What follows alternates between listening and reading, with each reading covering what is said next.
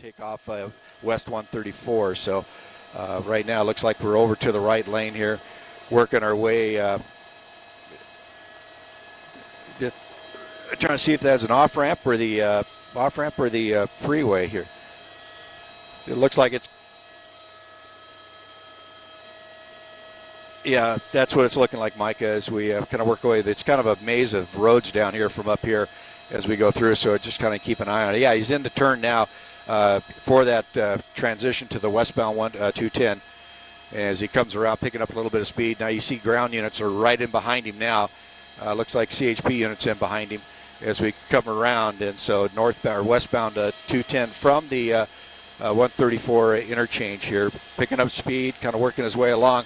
And it's free, cleared, running northwest, west of the 134 here, so westbound 210, and climbing up as we let the second air unit coming in down to join. But luckily, like I said earlier, he's not really getting on the gas too hard. A little bit faster in freeway speeds, not making a lot of real quick lane changes or things of that sort that would cause him to lose control. But there he goes all the way over to the 4 to get around slower traffic, and the speed is picking up just a bit.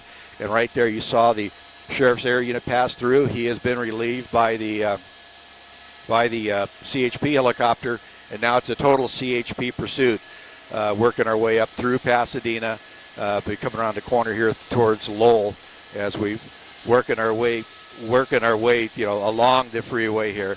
So here we go. So we'll see how he works his way. So this gets up into the hills up in here in the La Cañada area through the Montrose. And if he gets off in there, that's a lot of real tight, windy roads up in here.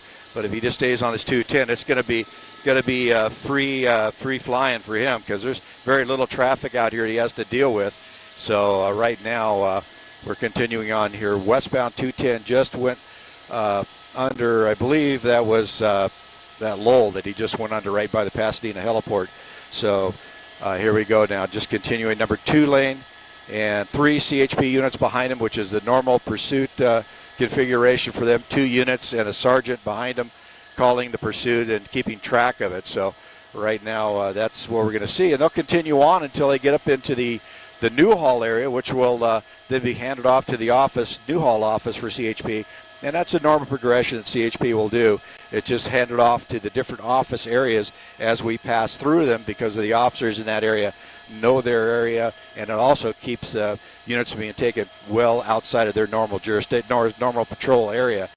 And it's a well-coordinated effort. We'll see that happen here once we get up by the 118 area when we cross over into Newhall area. But right now, CHP is definitely on his tail, keeping track of him. Speeds are still a little in excess of the freeway speeds, and the 210 is known for its speeds out here. So the average speed that we find out here most time is about 80 miles an hour. So I could estimate his speed up to about 90 right now, because he's catching traffic pretty quick as we come around the corner. The next interchange we come up to is going to be the 2 freeway, and if he takes that, it'll take us south down into Glendale.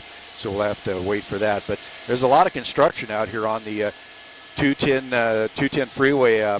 Has been underway for quite a while, and I'm looking ahead, and I do see construction workers in the center divider now. I don't think it's really going to affect this pursuit much, because they have it blocked off with those concrete barriers.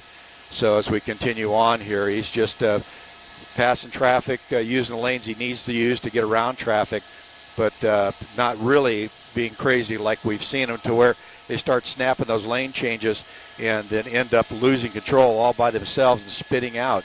But now we're coming up to the 2 interchange here. He looks like he's holding the lane there. He's by the off-ramp, so we're committed now for the westbound 210 from the 2, holding that right lane there, just kind of going by traffic as he needs, and working his way westbound here. So this takes us up into the Montrose, La Cañada area, and then from there into Sunland, and then over the hill into the Lakeview Terrace area. So it's just going to be up to him to figure out when he wants to slow this thing down, stop. Like I said, this all started back in Whittier with a simple traffic violation, nothing more than that. So right now there could be more going on in that car than we know.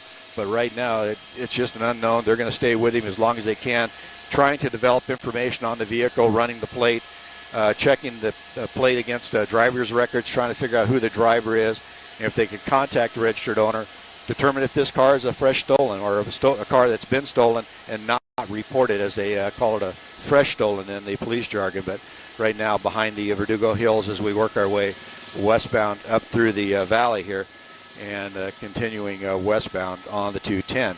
Let me send it back to you for a second while I coordinate with Burbank Airport as we come into their airspace.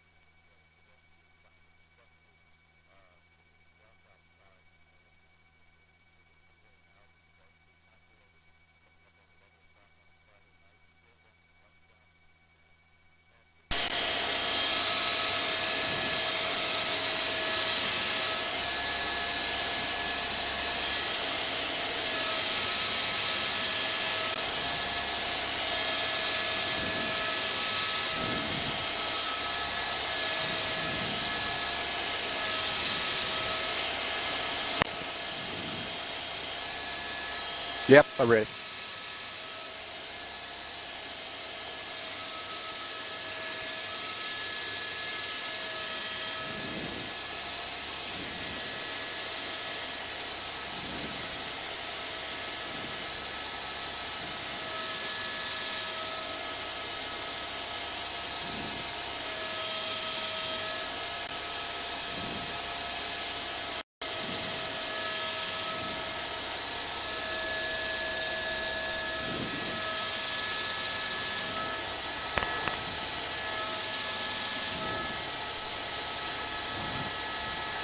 Well, that's the thought, and what happened was, as well as ground units were trying to stay with it from Whittier PD, he was doing everything he could to lose them, taking the shoulders, splitting traffic, going from lane to lane, and finally their watch commander, once that LA County helicopter got on board, they told the ground units to back off, let the LA County helicopter handle the pursuit, and once he did that, the driving factor really slowed down, and that's what they hope for.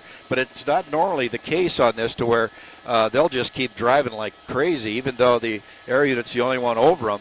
And but the ground units, what that does is it takes the ground units out of the mix, to where they're not having to put themselves in danger, and also the motoring public in danger, chasing this guy, hoping he slows down. But right now, once the LA sheriffs got onto it and got the CHP to come and help out, they've come in, and now they're in in a pursuit mode now of him. And you can see as his speed has picked up, but his driving isn't quite as erratic as he was dealing with the Whittier PD. Probably the fact that there wasn't a big bright light shining on him. He thought he could get away before that air unit gets here, but right now, once the air unit's over you, you're done. So he's right now just running for no reason. And like we were talking about, you and Casey were saying, just trying to figure out who this guy is in his car. What's the real reason he's running? I mean, as a police officer myself, I've had many pursuits that started off with simple traffic violations, and it turns out the traffic violation was because he was trying to get away from a crime, and you end up figuring that out after it all comes to an end. Or your desk is working on it, the dispatcher is doing everything they can back in their office, working records, making calls to try to determine what went on. So right now, all we know is just traffic violations on this, but it could be just about anything. So you do your best to keep with him. The air unit takes a lot of pressure off the ground units to stay too close, and he is not driving that erratically. So it's working out pretty well all the way around here. Not a very dangerous pursuit, but still continuing, passing Sunland here, continuing west on the 210 freeway. The next freeway interchange we have is going to be the 118 freeway. Yeah, once we come through here. So yeah, we're just listening to some handoffs from Burbank Airport and also the CHP here as I go along trying to get the cross streets. But so right now it looks like a very static situation. I just heard CHP call for the Newhall units to be in position to take over the pursuit. So we might see that handoff here in another couple miles as we pass that 118 freeway. So he looks like he's content to hold this number 2 lane, just using the different lanes just to get around slower traffic. Very little traffic on the freeway as we can see right now. But as he continues on, it gets a little bit thinner. But once we get up towards the 5 freeway, which is a little further ahead here on the 210, it's going to be a little different because the freeway will start jamming up a bit as we go up through that Newhall Pass, and that's where we're going to run into more traffic. But you see right here, just passing traffic, not much faster than the flow, and just content to keep going. So right now it's just a wait and see for the officers on the ground to maintain their composure in the cars, to keep their emotions in check, stay behind him, keep an eye on him, and watch for any evidence coming out of that car. That's one of the things that you do watch for. And that watch commander, or the field commander that's behind them in the 3rd car, is watching the dynamics of this pursuit. And he's the one who will make the ultimate decision if this gets too crazy to go ahead and back off on the ground portion and let their air unit that's overhead continue on with it. But right now, well within reason, not really getting out of hand, and just holding this number 1 lane as we make the turn coming up on Osborne, working up into the north end of Pacoima. And right after we get out of this turn here, then the 118 is the next option area, moving over to the 3 lane, coming around the corner here, and see if he starts moving over to the right. That'll get the 118 interchange, but splitting cars right there as we come along. So, and also what the officers have to watch for at this point, they're back a little bit. They're not going to lose him because of the air unit, but they got to wait for that big quick change to go over to the 118. But right now he is continuing west 210, so this will take us up right around through Sylmar and then on to the 5 freeway, and we'll see which way it goes from there. But very high rate of speed. It is continuing. It doesn't look like it's going that fast from here, but he is definitely up in the 90-mile-an-hour range because the traffic here is faster as a normal course as you drive on the 210. I travel it quite a bit, and it's sometimes a race up here with these people driving.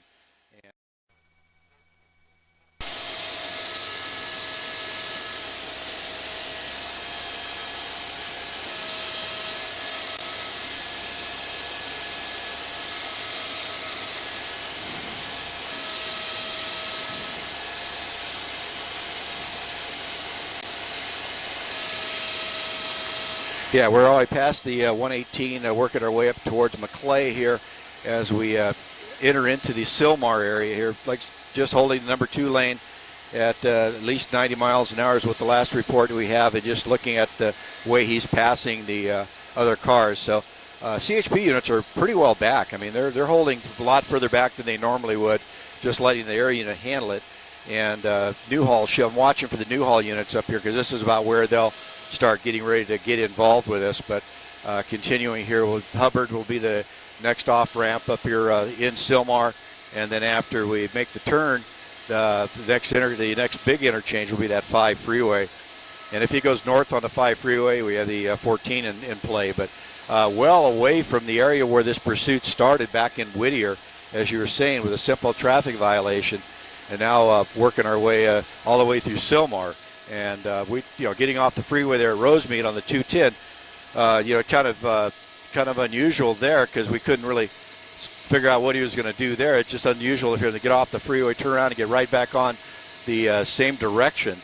And that doesn't usually happen with these guys. They'll reverse course, go back the direction they came to get back to familiar territory. If that's, especially surface streets in Whittier, if that's where he started.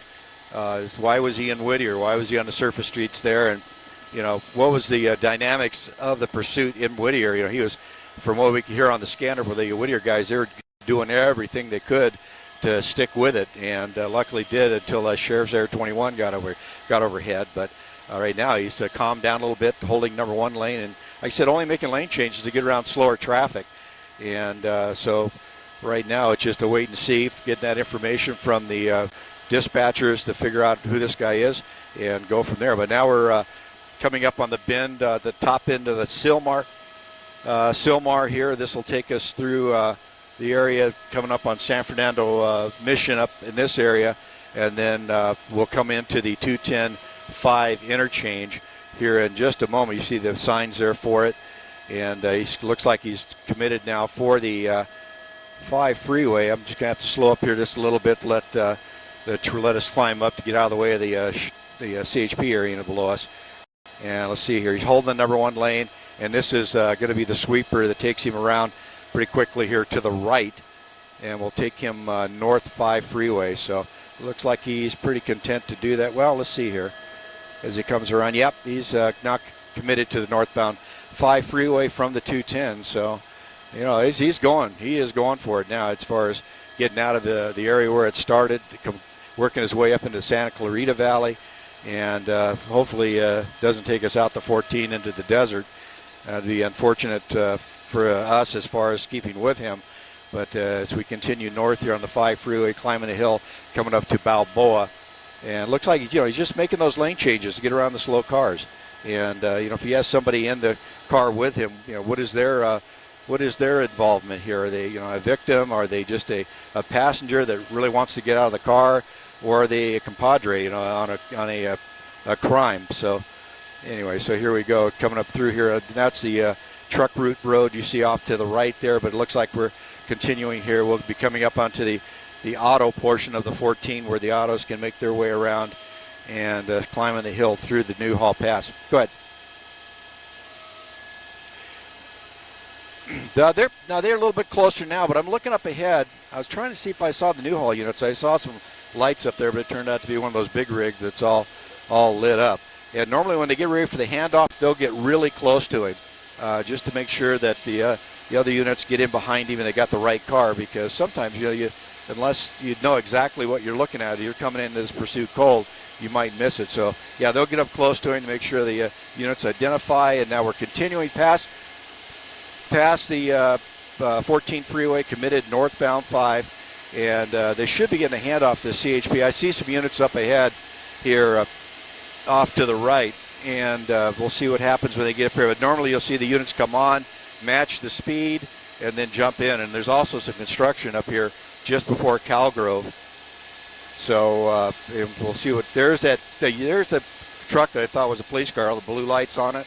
Yeah, it kind of threw me off there just a second. Now he's coming up on some construction work here off to the right. Looks like they're just kind of holding off, getting ready to set up their nighttime construction. And around the bend, and Calgrove will be the next off-ramp he comes to, and taking us up into the Santa Clarita area. So here he goes, just out to the number 4 lane, cutting traffic right next to that big rig, and continuing down. So we'll have to see what his intentions are. CHP, haven't seen that handoff. It may have happened, and we did it right through the interchange, there, so we didn't get to see that well as we worked our way up through the Newhall Pass. We coordinate with the CHP helicopters and any law enforcement helicopters overhead. As we start climbing hills, they'll ask for more room, and we'll climb up, give them room. And we're also, one of the air units up here is calling all the air traffic for us going through different airspaces, and also assisting him with the airspaces. And there you go. Kind of get a little more radical there, a little quick lane changes, a little more speed picking up here. And he may get to a point here where he starts to try to outrun those ground units, because they were uptight on him there for a second, and that might have been why you all of a sudden saw him close. It was the Newhall units that got involved with it. Now they're here.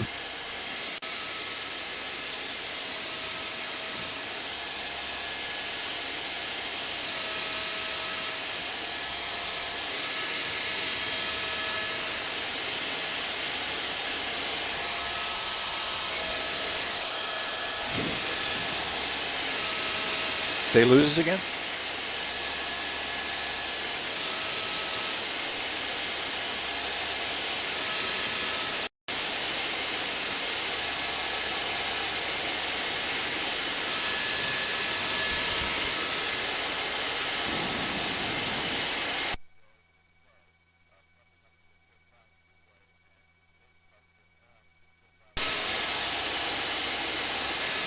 Yeah.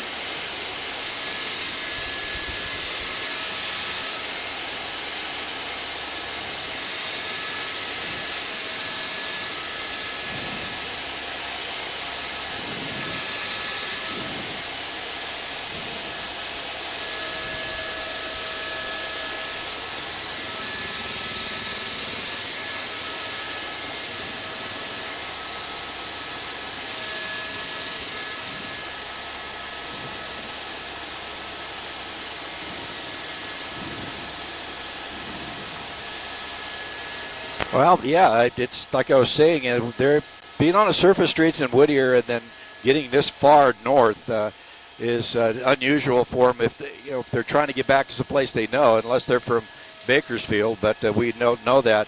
We were trying to get the license plate earlier and could not get it. But it's you never know on these things, and we talk about them going back to familiar areas and stuff. Half the time it's just they're trying to get away and they're doing everything they can. But this guy is not, acting crazy, whipping through traffic, because he probably just figures he's not going to get away from that helicopter overhead, and the ground units are not going to give up ground on him. So, yeah, the officers have to just go with the information they have, try to develop more information along this pursuit. Like I said, dispatchers and records folks are doing everything they can to get as much intel on this guy, and if they can figure out who he is and find out if the car is stolen, or to get a hold of a family member, through the registered owner information, try to get a hold of this guy on the phone. There's all kinds of things they try to do during this pursuit. It's not just a mere chase him till he stops thing. They do everything they can and go from there. But as we get out into the area here where it's a little less populated, if we start climbing this hill up over the grapevine, that'll take us out of the game. But it also puts the spike strips into play, because they have areas up here where they can use spike strips with very little trouble. But here in the flatlands, in the main streets or the main parts of the city, it's real hard to get a spike strip on the freeway. They normally don't do it, and they would never pit at a speed like this. Now I'm seeing another CHP unit coming on here at McBean here as we come on, and he's just working his way along. And I'm trying to see if there's going to be a handoff here, or is he just helping out with the on-ramp there. But they'll do that. They'll block the on-ramp, trying to cut down the amount of traffic getting on the freeway in front of them. And as you were saying, Micah, we're approaching the 126. So if he hooks the 126 out to the west, it's off to Fillmore, Santa Paula, and then on into Ventura, Oxnard area. So we'll have to see here. But as I said, if he continues north on the 5 freeway, it gets up into the Grapevine area, which then becomes very difficult for even the CHP officer in that helicopter down below to fly, because of the high terrain and the lack of light and terrain clearance that you have to have flying in the helicopters, and they won't follow it up in there as if it gets up too high. But usually our cutoff point here in Sky 5 is Lake Hughes Road, so I don't usually try to get past that point. But we're coming up on the 126. Looks like we're past the Gore point for the 126, and that's going to keep us here north 5 freeway, coming up into the area up here around the 126 and the 5. Hold it.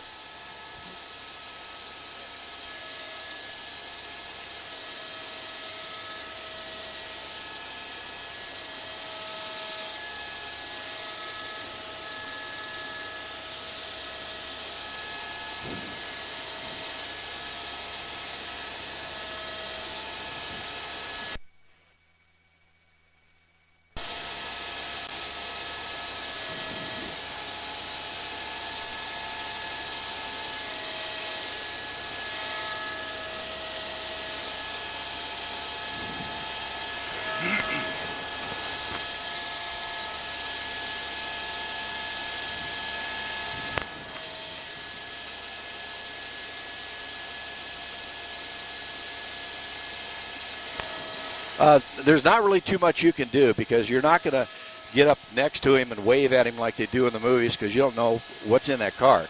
Yeah, it's just a red light violation, but why did he run that red light? And you know, if he's drunk, you know, you don't want to get next to him. But yeah, as officer safety, they won't get up too close. And at speeds like this, you can get on your PA system, but he'll never hear you due to the speeds and the sounds and the noise in the helicopters or in the car down there. So right now, all they can do on the ground is keep track of him and try to figure out a way through family members to get a hold of him. And you know, so that's all you can do. There's no way you're going to get up in front of him or up alongside of him. He knows they're behind him, and right now all they can do is stay behind. And as I was saying there, we can see if you get up into the hills here, the traffic is pretty light, kind of light going up the hill towards the Grapevine. And you know, up there's a couple spots where they could possibly lay out a spike strip and take out his tires, and then that will slow him down, because we know spike strips, they don't make your tires explode. They're thin little metal tubes that puncture the tire and let that air out slowly. And then we've watched them to where they drive along and just take all the rubber right off the rim. So you know, right now that's the only option they have to encourage him to stop. And other than that, not much more in the tool bag for him as they can use here. But all they can do is just keep an eye on him, stay with him, and hopefully he makes the decision to pull over and give up. So right now, as we continues north here, we're going through Lake Hughes Road. This is where the freeway, you'll see the 5 freeway do that split, and the freeway will make that split, and then as they go on opposite sides as they go up the hill till they get to CHP Road, and then they make the turn. So, and there it is. There's the 5 freeway. It switches sides here going up the hill.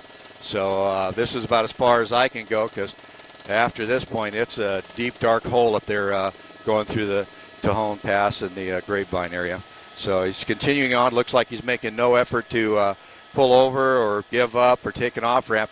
But from right now, there's only a couple off-ramps before you get up to the 120, or actually 138, which it takes you through the Antelope Valley. And if he passes that, then it's northbound to Bakersfield. So we're going to hold right here and let him fly or drive away from us as he continues north on the 5 freeway.